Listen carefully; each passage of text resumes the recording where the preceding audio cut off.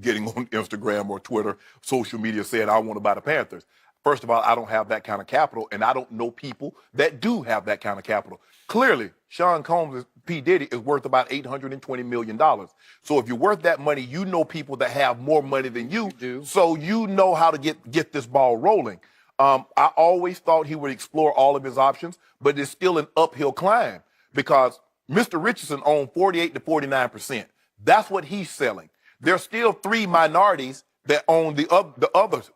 I believe in most cases 3 minority owners, but not minority, but minority owners. The Belk family owns 5%. The Levine that used to own Dollar General owns 10%, and the Wordsworth family owns 16%.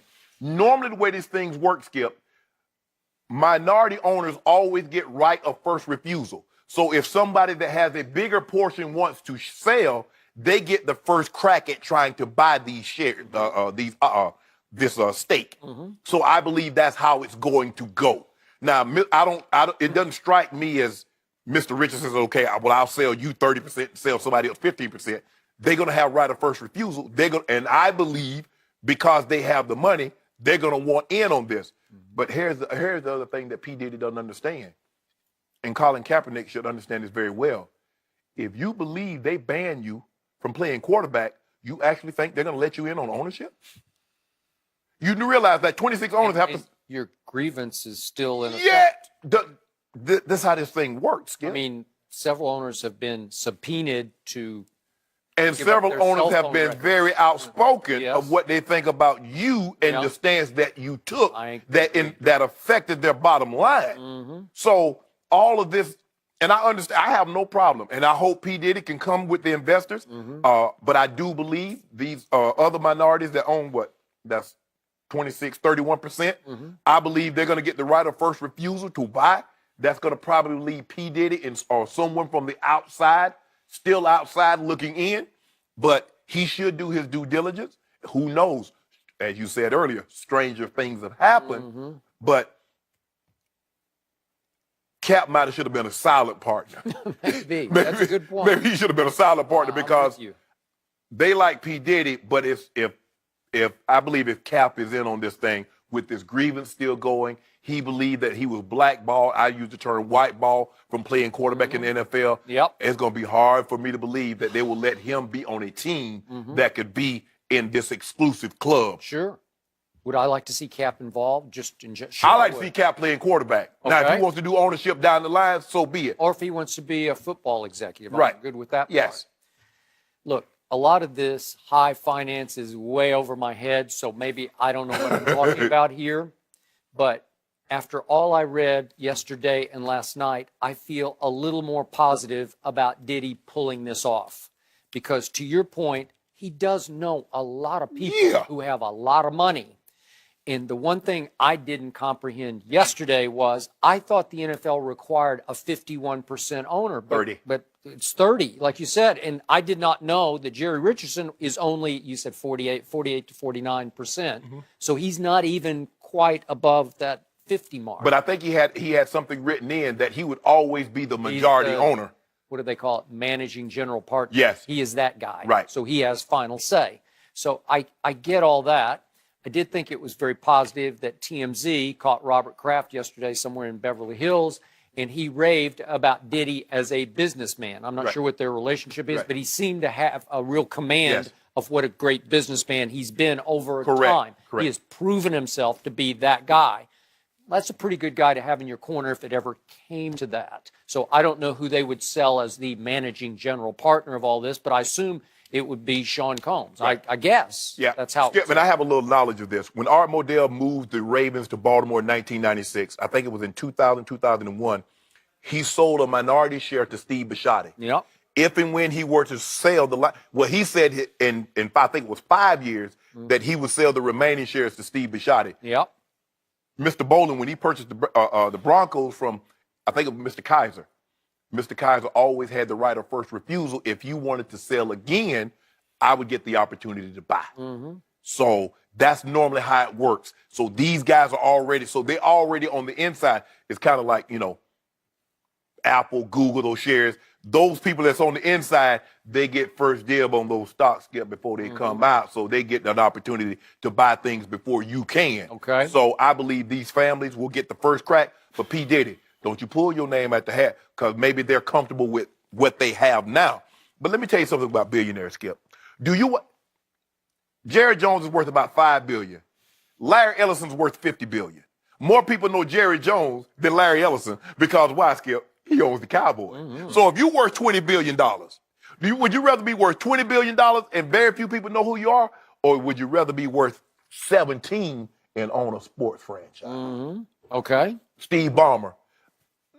There's nobody know unless you follow tech and Wall Street. You know who he was former CEO of Microsoft.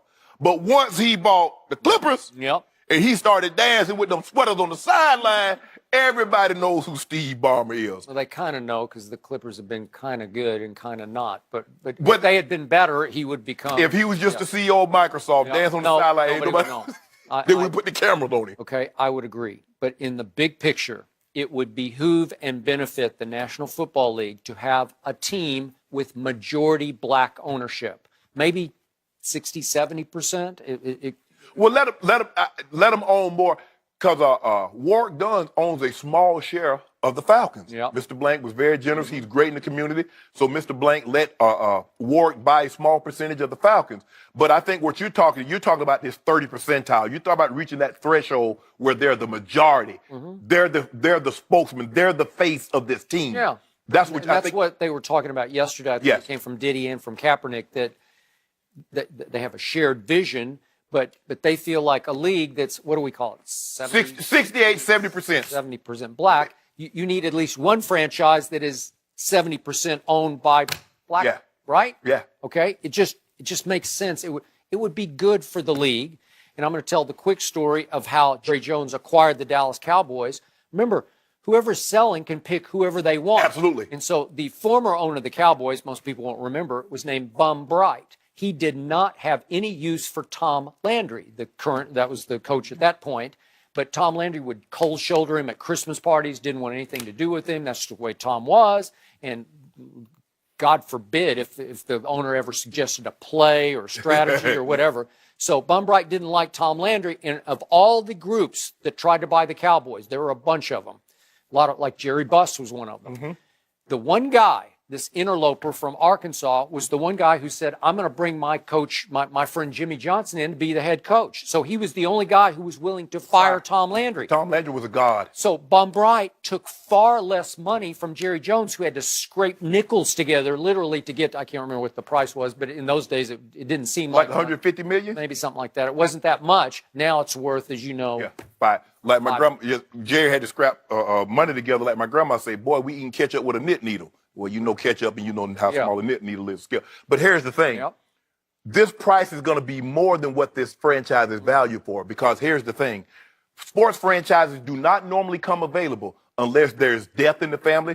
The Bills became available because Mr. Wilson passed. The Tennessee Titans were thinking about selling when Mr. Adams passed. They were. So normally, or you saw the Dodgers, there was a divorce. So there was a parting of the ways, so they had to sell. This is not an apartment on Fifth Avenue. 2 or 3 of those come available a year. Unless something unforeseen happened, these sports franchises, unless they're forced, like the Clippers he was forced to sell, they don't become available often. And now what happened with the Clippers and the Dodgers, you got a bidding war. I want it. Well, it's only, the Forbes said it's valued at $2.2 billion. Well, you know you're getting a check every year from just the TV version for $240. So that's without selling a ticket, without doing local revenue, you know what you're getting. So I believe because it's public, it's going to be north of $3 billion. Somebody's going to pay north of $3 billion. Well, not $3 billion, that's the whole franchise. Somebody's going to probably pay about $2 billion for Mr. Richardson's shares. So how would Mr. Richardson hypothetically feel about selling to an ownership group that had 70% black owners? Well, he's got a donor's heart. Might give out on him, Skip. Given what he said, given what some of the things he's done, well, maybe if they come to the table with $2 billion, maybe he'd listen. Money talks? No, money don't. No, money scream. Me, you and I talking, money scream. True story, Skip. I called my sister when I was in the league, and I said, let me put Granny on the phone. She hollered back there, Granny, pick up the phone, Shannon. I said, Granny, what you want for Christmas? I thought she want something nice. She said, money, honey. She said, it's the right color and it always fit. You'll never have a problem with money, Skip. Ain't nobody turning that down. I know, but it feels so impersonal. No, my grandma said, you don't know what I like. Give me the money, I go get it. My nephews and niece said the same thing. All right. No, I'm trying to be thoughtful, but if that's what you want. Diddy also said on his Instagram that he would address the Colin Kaepernick situation and put him in the running for next year's starting quarterback if he Well, he ain't buying the Carolina Panthers then. took Because Cam Newton ain't going nowhere. Yeah. That should not sit well with Panthers fans. Johnny laughing because Johnny know how we are. Johnny, that's how we are in our community, Johnny. Give that money up. Joy, you don't like money? You know what you want? Go get it. Because first thing you're like, oh, I like it. Then you go behind my back and get something else anyway. So go ahead and I get don't return gifts. Yeah, you do. Yeah, you do. No, I don't. I'd rather keep it and just not use it. It's the thought that counts. Ain't no thought. Well, I was thinking to go into my checking account and give you this money so you can get it. So I thought about it. Last night's loss hurt LeBron's MVP chances. We'll